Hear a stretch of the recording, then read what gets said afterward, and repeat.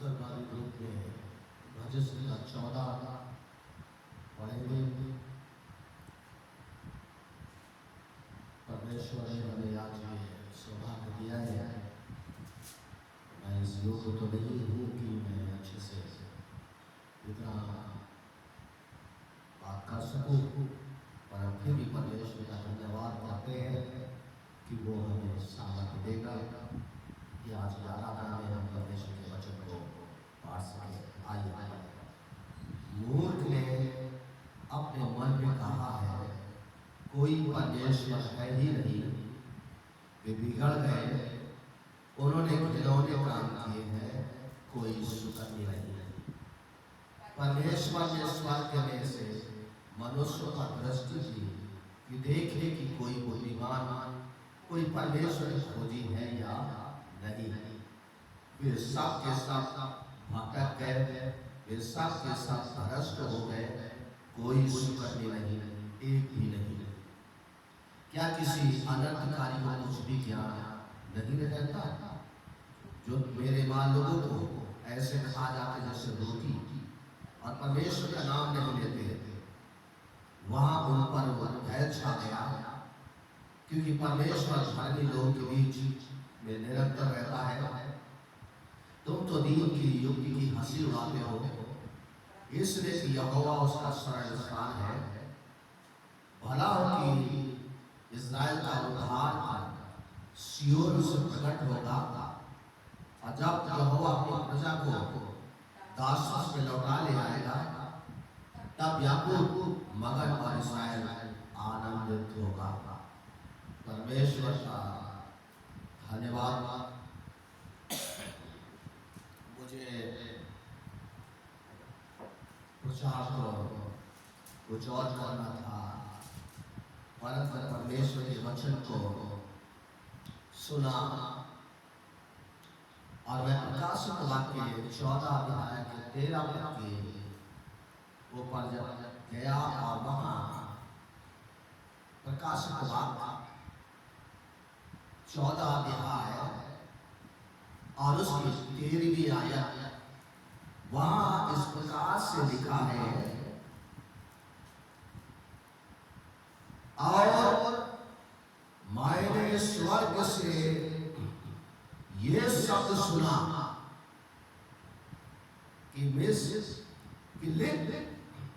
जो प्रभु में मरते हैं, जो प्रभु में मरते हैं वे अब से धन्य हैं। आत्मा कहता है हाँ, क्योंकि वे अपने परिश्रम के कामों से विश्राम पाएंगे और उनके कार्य उनके साथ हो लेते हैं। परमेश्वर के वचन की अंतिम लाइन में मैं एक हेडिंग रखता हूं, भजन संहिता 14 के और 5 पद के अनुसार उसकी दूसरी लाइन में लिखा है, क्योंकि परमेश्वर धार्मिक लोगों के बीच निरंतर रहता है। और वहां प्रकाशित वाक्य अंतिम लाइन को हम 3 भागों में डिवाइड करते हुए कहते हैं, हम अकेले नहीं हैं। याद रखें, आप अकेले नहीं हैं। परमेश्वर का वचन कहता है, सबसे पहली बात परमेश्वर हमारे साथ है, और दूसरे हमारे काम, संपत्ति हमारे साथ नहीं रह सकती है, लोग हमारे साथ नहीं रह सकते हैं, और तमाम संसाधन और चीजें हमारे साथ नहीं रह सकती हैं, परंतु हमारे काम हमारे साथ रहते हैं। क्योंकि इसलिए पहली बात, परमेश्वर जो पवित्र है,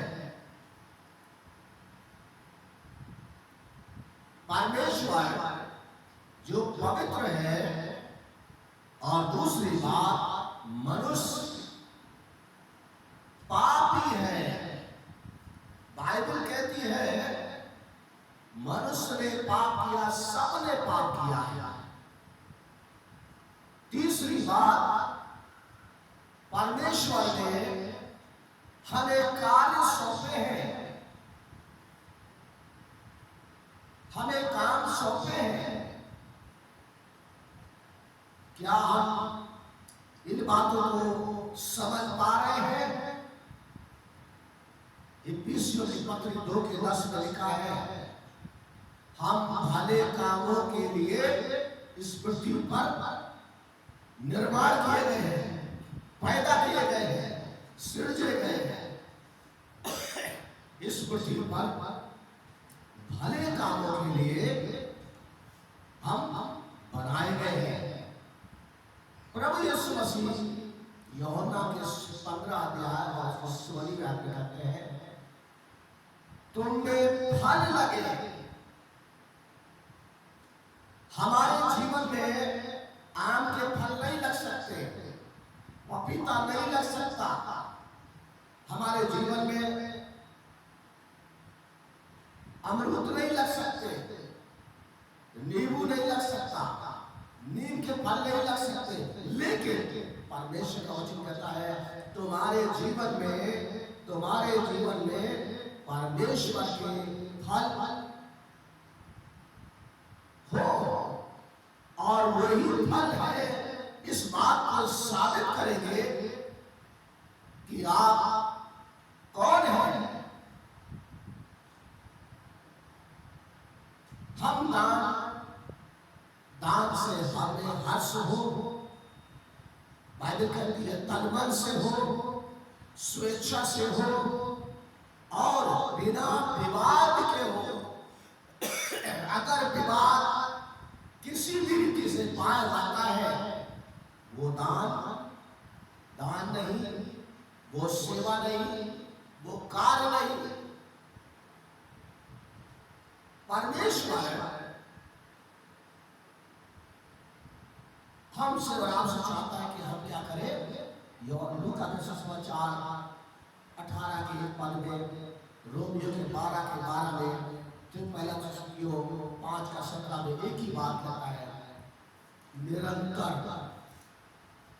प्रतिदिन लगातार तो क्या करो, प्रार्थना करो। हमें परमेश्वर का वचन याद रखें, आप अकेले कभी भी नहीं हैं। परमेश्वर हमारे साथ है और हमारे काम सर्वदा हमारे साथ इस पृथ्वी पर जो हम कर रहे हैं और पृथ्वी पर से जाने के बाद भी हमारे साथ रहेंगे। हमने वो काम कैसे किए हैं? कुरिन्थियों में पौलुस पहला कुरिन्थियों 3 अध्याय और उसके 3 का 13 पद में इस प्रकार से कहता है, हर एक के काम को क्या करेगा? परमेश्वर परखेगा। हर एक के कामों को परमेश्वर परखेगा। जैसे सोना परखने के लिए आग में तपाया जाता है और जब उसमें ये गलने के बाद उसे पता चल जाता है कितना सोना है, कितना मिट्टी है, कितना पीतल है, कितना तांबा है या कौन सी धातु मिली है। परमेश्वर का वचन कहता है मनुष्य भी परखा जाएगा और उसे कामों से, और काम अगर जल गए तो कुछ भी फल न पाएगा। प्रकाशन 22 का 12 पद में लिखा है, वहां लिखा है बड़े अच्छे से, परमेश्वर हमारे कामों का प्रतिफल देगा। परमेश्वर हमारे कामों का प्रतिफल देगा। बस याद रखें वो काम कैसे किए हैं। तन से किए हैं, मन से किए हैं, स्वेच्छा से किए हैं, बिना विवाद के किए हैं, या विवाद उसमें कुल तमाम प्रकार की कुड़कुड़ाहट पैदा करी है, तमाम बातें डाल दी। वो दान या वो काम, वो सेवाएं, वो प्रार्थनाएं, वो कोई मायने नहीं रखती। परमेश्वर का वचन कहता है फल, परमेश्वर से का फल से पेड़ की पहचान। ये फल से पता होता है ये नीम का पेड़ है, ये आम का पेड़ है, ये बरगद का पेड़ है, या ये लीची का पेड़ है, या ये कौन सा अमरूद का पेड़ है, नींबू का पेड़ है, संतरे का पेड़ है, पपीते का पेड़ है, किस चीज का पेड़ है।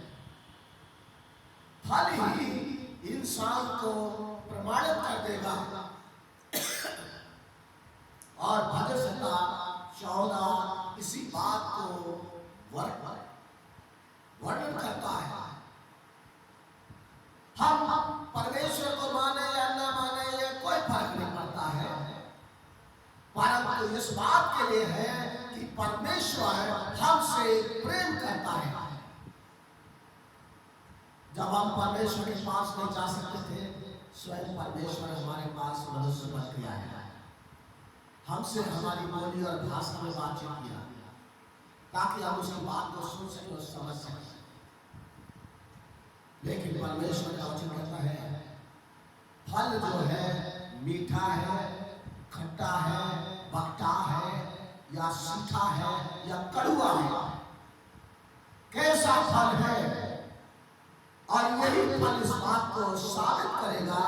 हम एक दिन एक व्यक्ति एक जगह पर बड़े तेजी से बातचीत कर रहा था ऊंची आवाज में।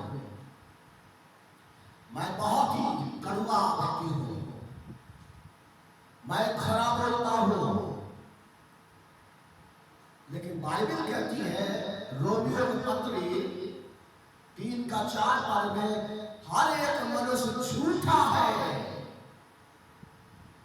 हर एक मनुष्य झूठा है, परमेश्वर ही सच्चा है।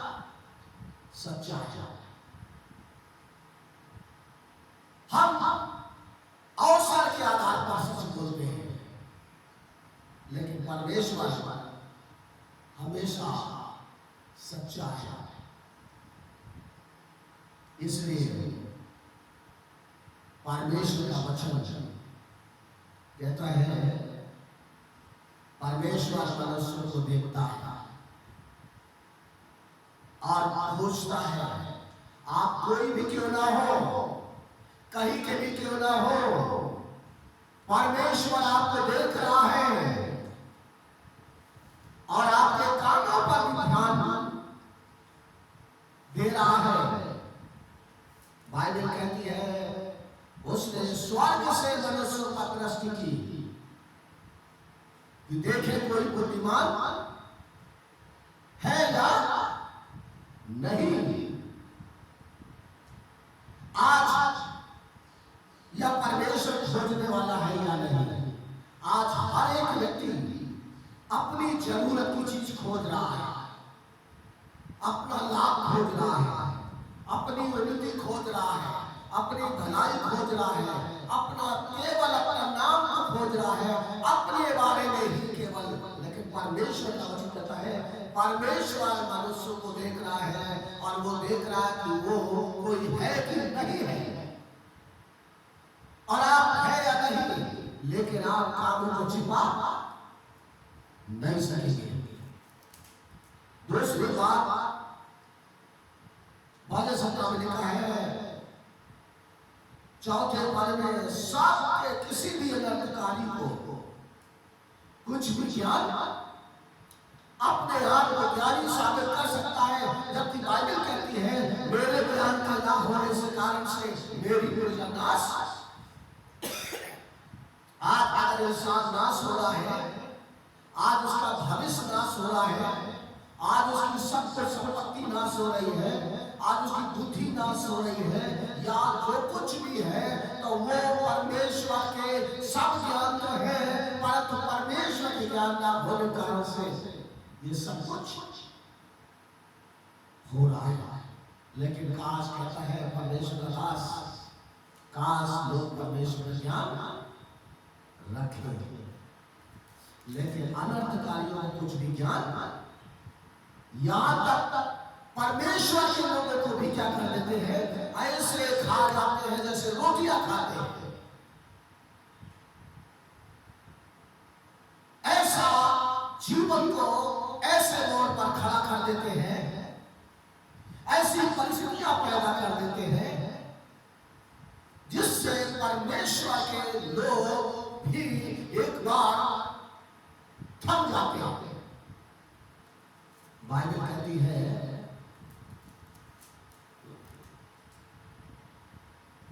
मेरे लोग तो, लेकिन खा जाते हैं फिर भी परमेश्वर का नाम। आज दुनिया में क्या हो रहा है, ये तो हो रहा है। कौन परमेश्वर की खोज में लगा है? सब अपना स्वार्थ की खोज में है, अपनी भलाई की खोज में है। लेकिन परमेश्वर का वचन कहता है लोग परमेश्वर के लोग की हंसी उड़ाते हैं, परंतु ध्यान रखें आप अकेले नहीं है। भजन संहिता 73 में दाऊद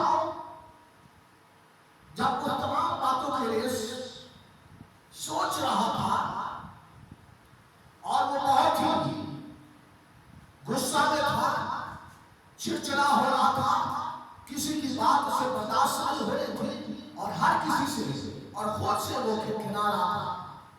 और एक ही बात, मैं कैसे इस बात को समझूं, कैसे इस बात को समझूं।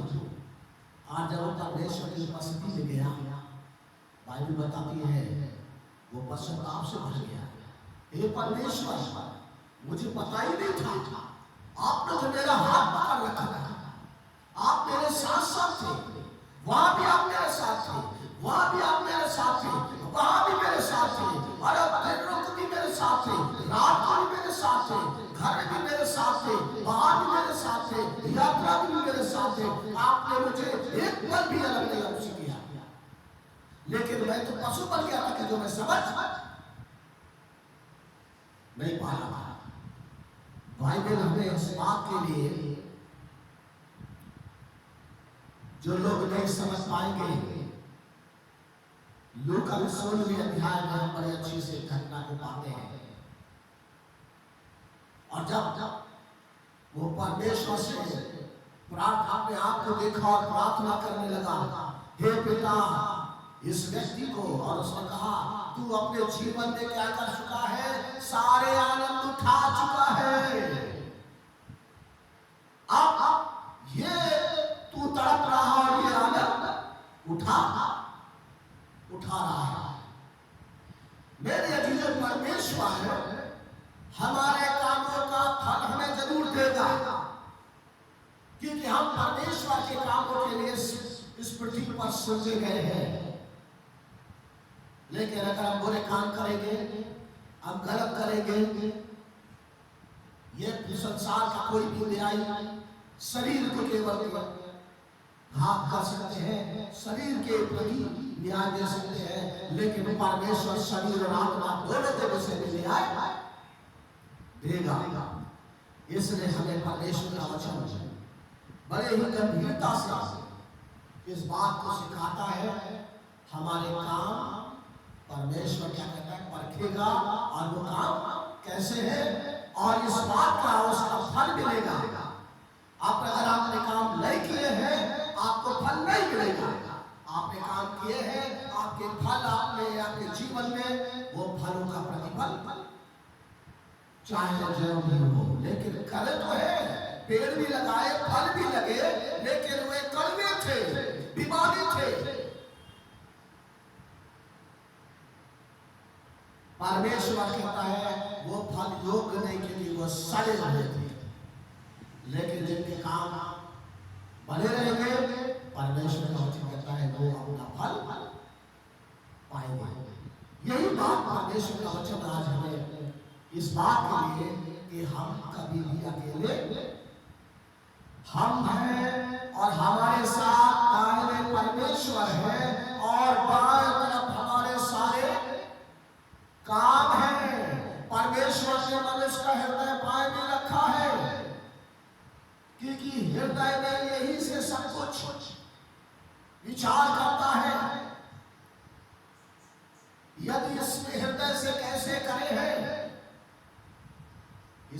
आपके लिए प्रकट हो जाएगा।